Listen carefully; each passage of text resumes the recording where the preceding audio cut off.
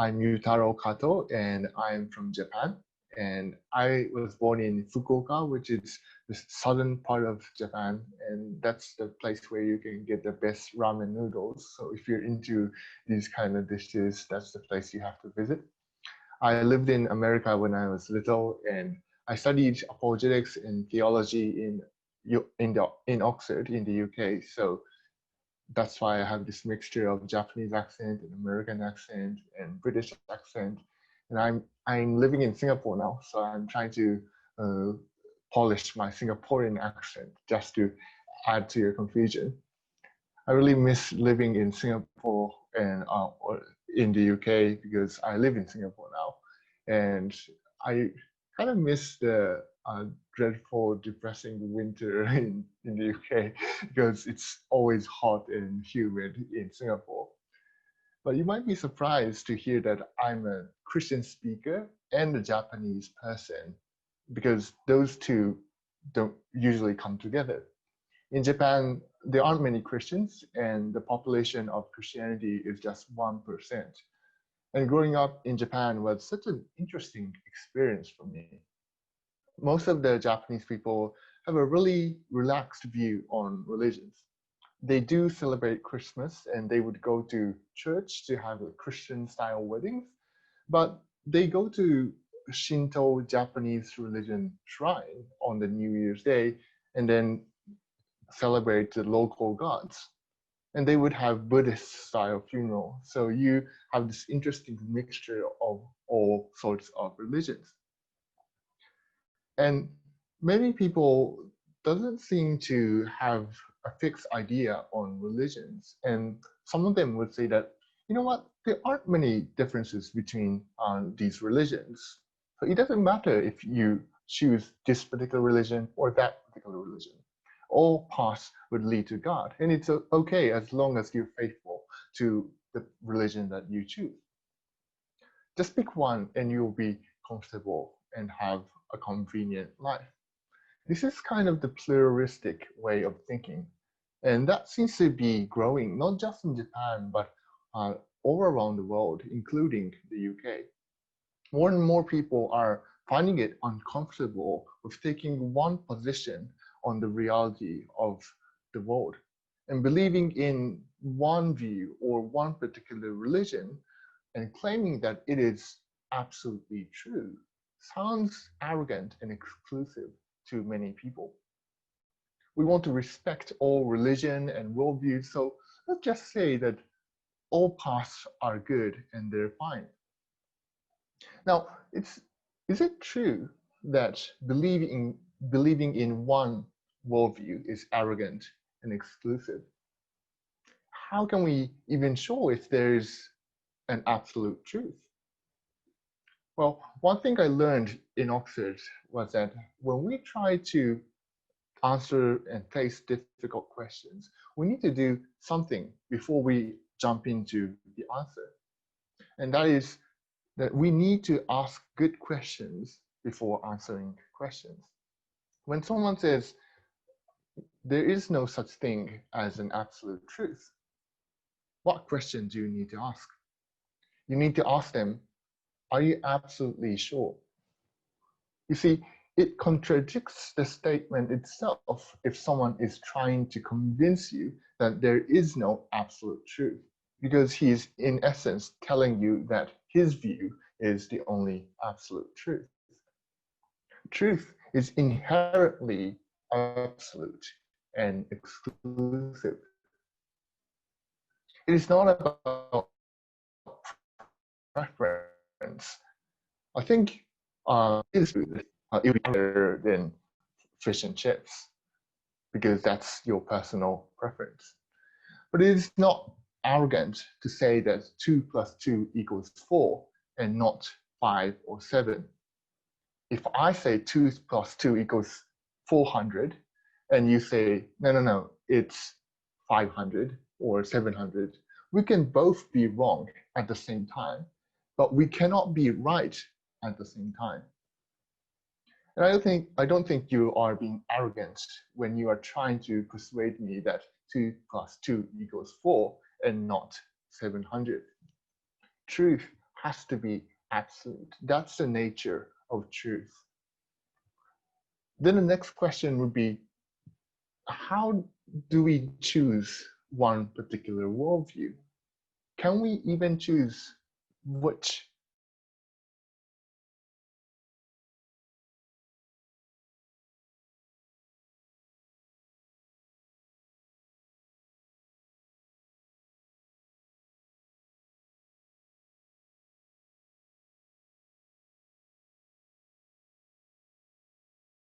Ask you a question. Hey, I'm not really into football, and I don't know which team is which. What's the difference between Manchester United and Manchester City?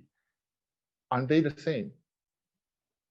And if you are not interested in football at all, nor Manchester United or City, then you won't be able to explain the difference.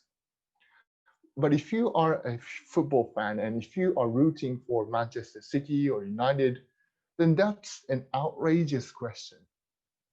If you look into the team and the football players, and if you learn the history and the philosophy, the strategy, they're incredibly different. And if you look closely into each religion and belief system, you see how different they are. Yes, most of them would teach to have peace and perform good and care for the weak and poor, but you might think that all religions are fundamentally the same, but superficially different. In reality, it's the reverse. As my mentor and late boss, Ravi, says, all religions are at best superficially similar, but fundamentally different. They are making competing statements on how to understand the reality of this world, and they differ in views of such things like origin, purpose, morality, and destiny. If you say all religions are the same, you might have good intention to respect all religions, and you don't want to offend any of them. But in reality, you will end up disrespecting all of them at the same time. Because in essence, you're saying that I don't care about what this religion is saying, and I don't care about this worldview is saying. It's all the same. And I know the best. I know better than all of them because they are all the same, but they don't understand each other. Each religion has its own uniqueness and understanding of reality. And it was this uniqueness of Christianity that led me to believe in Jesus Christ. One of the unique things about Christianity is that it is a faith based on truth and evidence. Christian faith is not blind faith. We are invited to love God with all our heart and all our soul and all our strength and all our mind. The original Greek word used for faith in the New Testament is pistis, which means faith that is based on trust and evidence and proof. We are invited to test the evidence by ourselves to see whether the belief is trustworthy or not. Christians do not believe in legend of Jesus with wishful thinking. But it took a while to confess, a while for me to understand all these. I was brought up in a Christian family in Japan. My parents are pastors, my grandparents are pastors, and I had a simple faith in Jesus Christ when I was little. However, something started to change when I became a university student in Japan. My parents were assigned to move to another church, and we moved to that new city. And I started to serve the church as a volunteer, as a Sunday school teacher, to help the children learn the Bible. But the problem was that some of the children had a lot of questions on Christianity. They asked questions like, how can you know that Christian faith is the only way? Isn't Christianity anti-science? And what about the genocide in the Old Testament? All these questions. And the problem was that no one in that particular Sunday school, including myself, could answer them. And that made me realize that I believed in Christianity without knowing why it was true. The questions began to make me doubt Christian faith. And I even came to a point where I thought, you know what, it doesn't matter if Christianity is true or not. You can pretend like it's true, because Christianity is a system to make everyone happy. That's the whole point of this belief. But when I started to look into Christianity and explore and examine this particular faith, I started to find out that there are good reasons and evidence to believe in this Christian faith. I looked into all the resources provided by RZIM, the ministry I work for, and of course this was long before I joined this ministry as a speaker. And they provided various resources on the aspects of Christianity that I've never considered. And I started to explore and examine Christian faith. And I learned that there are 3 tests for assessing any worldview. The tests aren't exhaustive, but they are logical consistency, empirical adequacy, and experiential relevance. Let me break these down. The first is logical consistency. This test is whether the worldview is coherent in what they claim or they contradict themselves. So questions like, if there is a God, a Christian God who loves us and who is all-powerful, why is there so much suffering in this world? Why do we see so much evil? And this kind of question would fall into this first category of assessing the logical consistency. The second test is the empirical adequacy. And this is about examining whether this worldview is in line with reality and offer good explanations of the scientific data and historical data. So the questions on, is Christianity anti-science, or why can't we trust the Bible historically? These questions would be categorized into this particular test. And the third is the experiential relevance. This is the test of exploring whether this worldview has any relevance to your life. In other words, does this faith change your life? Or is it just a philosophical idea floating in your mind? As I examined Christianity with these tests, I could see how it stands out.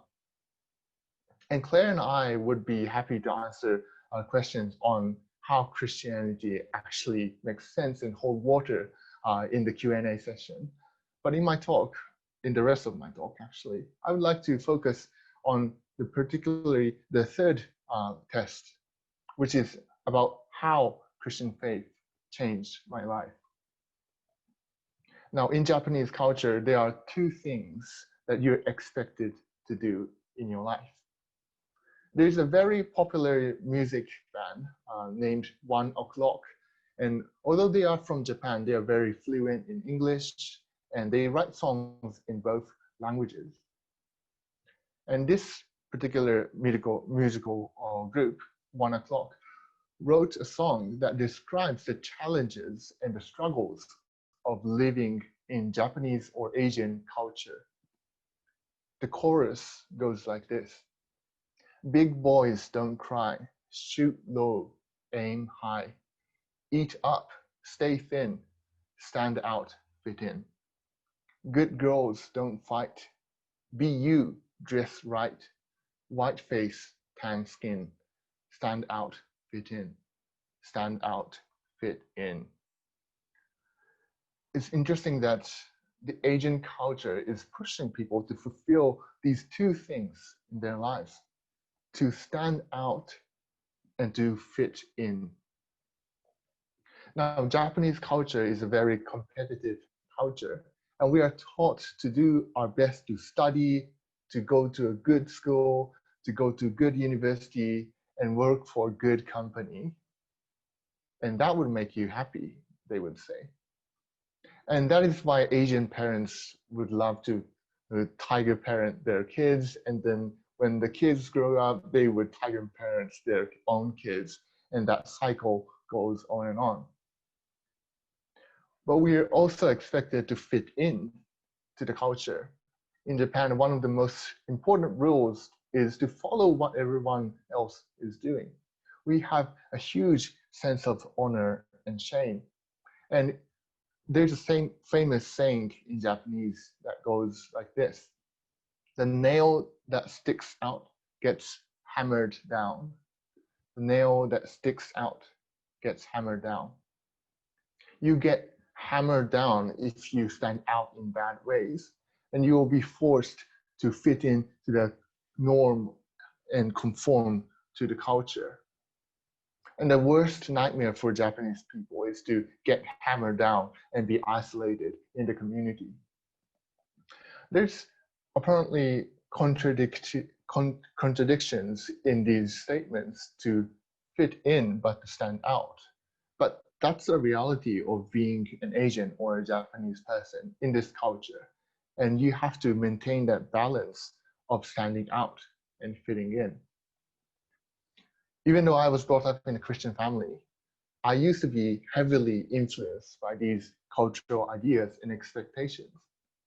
I was trying to find my purpose and sense of identity in my performance and academic achievements, so I could stand out and fit in. I measured the value of human beings on the basis of grades and GPA, and I wanted to be clear that working hard is a wonderful thing, and the Bible is encouraging Christians to have an excellent work ethic and do everything right, because everything is supposed to be for the service of God. But when I turned the performance into my idol, which is something that provides the ultimate sense of fulfillment and identity, everything started to go wrong. When I did well in exams, I became arrogant and started to look down upon other people deep in my heart. And when I failed in exams, I was crushed and filled with self-hatred. I always felt like I had to prove myself, and I felt like I was worthless when I failed. Being a good student and a good son that my parents would be proud of was everything to me. I was swinging in between failure and success, and excessively high self-esteem and low self-esteem, arrogance and self-hatred, again and again. And the problem was that there's no end to this pursuit of fulfillment and success, because there's always someone who is better than you in the classroom. When we are studying hard, striving to get something, just like how you study at A levels, O levels, we're thinking, if only I can get this ticket to go to that high school or that university or work for that company, I would be happy. And yes, you would be happy once you get there for a little while, but you start to compare yourself to the other people who are in that cohort, and you begin to have another race. It was as if you're running in a marathon, but the goal tape is it keeps running away from you. There's races after races. But when I finally understood the love of God, everything started to change. In the Bible, we can read how God thinks about his people. He says, "You are precious in my eyes and honored, and I love you."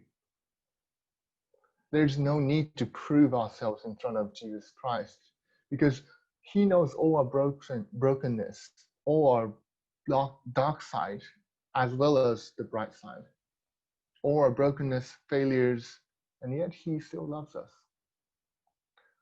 When you think about the most precious thing in this world, what kinds of things that would come to your mind? Maybe expensive car like Lamborghini or BMW, or a piece of diamond. And let's say that there is a valuable diamond right here, and there's another machine right here that somehow produces these precious diamonds as much as you like. If you compare these two, which is more valuable? Is it the diamond or the machine? Well, the answer is the machine. If this can provide as much diamonds as you like, then obviously this is more valuable than the thing that was produced. And when we take this into a universal scale, I think God is the creator of the universe. So that would make God the most precious, valuable being in existence. And it is this God who died for us on the cross. It is this God who said, "You are worth dying for." That is the word of Jesus Christ. All the idols in our lives demand us to serve them, even to a point of destruction. They will tell us to die for them. But the truth is that we have a God who died for us. When we look into ourselves and our hearts, we know that we're not worthy of this kind of love. But because God died for me, I started to feel that I'm not worthless. I know that I am loved and cherished by this God, Jesus Christ. And I can now hit the sweet spot of not having excessively high nor low self-esteem, no matter how I succeed or fail in life. And it was because my sense of identity and fulfillment was reordered by Christ. My identity is not just about being a good student or a good son. And of course, they still matter to me. But the most fundamental part of who I am is that I am a Christian. And there's nothing, no failure, no success, nothing that could take away from me this precious identity in my heart, because it is secured by the love of God. And it doesn't mean that I lose all other identities at once. Tim Keller, a well-known Christian author, points out that all identity is layered. The Christian identity reorders your identity, but it doesn't wipe all those other features out. If you are African and you become a Christian, you don't become a remade European. Now, what he means is that when I became a Christian, the most fundamental part of my identity is to be the follower of Christ. But that doesn't undermine or destroy who I am as a Japanese person. Christ comes first, and then comes other identities, like I'm a Japanese, I'm a student, I'm a friend of someone, and so on and so forth. In fact, I think we can make a case that God redeems cultures and brings the best of them while covering the brokenness of cultures. Every culture has its own bright side and dark side. I think the strength of Japanese culture is that we value harmony and politeness, and we often expect people to be mindful of the feelings of other people. But the flip side is that we can be too non-confrontational and too timid to face and communicate the reality and the flaws of other people. We shy away from facing the real issue and make things worse. That's what I see all the time in the Japanese culture. And of course, I don't want to be caught up in the stereotypes, but when I compare this Japanese culture to the American culture, I love and admire how my American friends tend to be good in communicating truth. The culture seems to value discussion and communications, and they encourage people to speak up. But the flip side is that probably sometimes they would be too straightforward and confrontational. And that might cause pain and struggles in that process. But the point of Christianity is that it doesn't wipe away all these cultures at once, but God redeems and works through these cultures. I have seen redeemed Christians, redeemed Japanese Christians who can speak up with love because truth matters. And I have seen American redeemed Christians who love truth and speak truth, but with kindness and thoughtfulness. God works in all cultures without erasing all these features. God is inviting us to be the best version of ourselves. One of the things I love as a Christian is that whenever I go to an international conference for Christians, sometimes there would be an opportunity where we can sing the same hymn, a song, with different languages. I love singing Amazing Grace in Japanese and in English, and other people from other cultures might sing in French or Korean, Chinese. And that experience of singing the same song, but in diverse languages, reflects the unity and the diversity we have in Jesus Christ. God invites us to express who we are as we have the foundation in God. In the Bible, there's a place where it talks about how in the end of the world, in heaven, people from every nation, tribe, and language are standing before God and worshiping Him. And I think this is the picture of how we are going to celebrate the unity and diversity in Christ. And today, God is inviting you to join the party.